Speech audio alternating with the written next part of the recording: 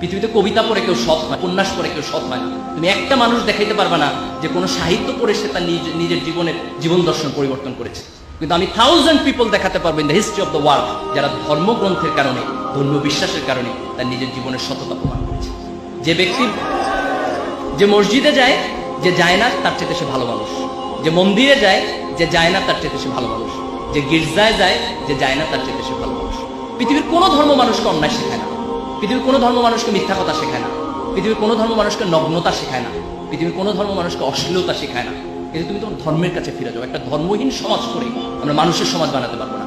আজকে পাশ্চাত্যের সমাজ তো মানুষের সমাজ নাই, এটা অমানুষের সমাজ হয়ে গেছে, ভয়ঙ্কর অমানুষের সমাজ হয়ে গেছে। এই ধর্মহীন পাশ্চাত্যের সমাজ যেন আমাদের টার্গেট না।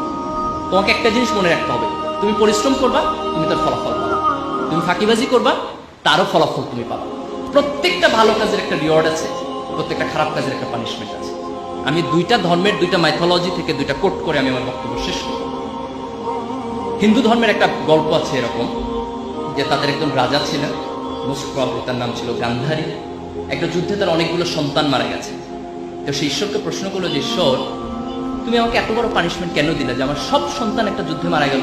আমি তো এরকম কোনো অন্যায় করি নাই, আমার যতটুকু মনে পড়ে আমি আমার জীবনে জাতীয় কোনো সিন, কোনো ক্রাইম আমি করিনি। ঈশ্বর তাকে বলতেছেন যে তুমি ছোটবেলায় যখন খেলাধুলা করতেছিলে তো একদিন খেলার ছলে কিছু প্রজাপতি মেরেছে, প্রজাপতি মেরে তুমি তোমার গলায় মালা বানিয়েছে। বলছে ওই প্রজাপতি মারার পানিশমেন্ট হিসেবে আমি তোমার সন্তানকে এই যুদ্ধ হত্যা করেছি। সে হচ্ছে আমি তো এটা খেলার ছলে করেছি। ঈশ্বর বলতেছে আমিও এটা খেলার ছলে করেছি। This important. সে তার ছোটবেলায় একটা জীবকে হত্যা করেছে, হয়তো বুঝে নাই, but that wrong did punishment হিসেবে তার জীবনে ফেরত এসেছে। বুখারী শরীফে একটা হাদিস আছে যে প্রাচীন আমলের একজন মহিলা ছিলেন, তিনি খুব খারাপ মহিলা ছিলেন।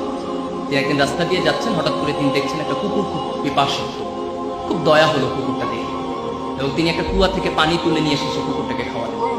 এবং আল্লাহ রাসূল সে হাদিসে কোট করছেন যে এই যে একটা তৃষ্ণার্ত জীবের প্রতি তার অন্তরে কিছুটা দয়া সৃষ্টি হয়েছে, সেটার কারণে খোদা তার পুরাতন জীবনের সকল গুনাহকে মাফ করে দিয়েছে। That was a very small ভালো কাজ, খুব ছোট্ট একটা ভালো কাজ, কিন্তু সেই ভালো কাজটা খোদার আরশে গিয়ে অনেক বড় হিসাবে তার কাছে প্রতিদান হিসাবে ফেরত এসেছে। এই যে আমরা আমাদের জীবনে অনেকগুলো কাজ করি, আমরা তো অনেক ভাবি না যে এটার আউটপুট কি হবে, কিন্তু তুমি একটা ছোট্ট ভালো কাজ করো, বিলিভ মি, এই ভালো কাজের প্রতিদান তুমি তোমার জীবনে পাবা। তুমি একটা ছোট্ট খারাপ কাজ করো, এর প্রতিদান তুমি তোমার পাবা, এই জেনারেশনে না হলে নেক্সট জেনারেশনে। কোরআনের একটা ঘটনা এরকম আছে যে মুসা আলাইহিস সালাম যখন খিজির আলাইহিস সালামের সাথে যাচ্ছেন, তখন খিজির আলাইহিস সালাম অনেকগুলো কাজ করেছেন যেগুলোর এক্সপ্লানেশন তিনি বোঝেন নাই, পরে দিয়েছেন। তার মধ্যে একটা কাজ ছিল যে একটা নগরে গিয়ে ওই নগরের মানুষটা তার সাথে দুর্ব্যবহার করেছে, কিন্তু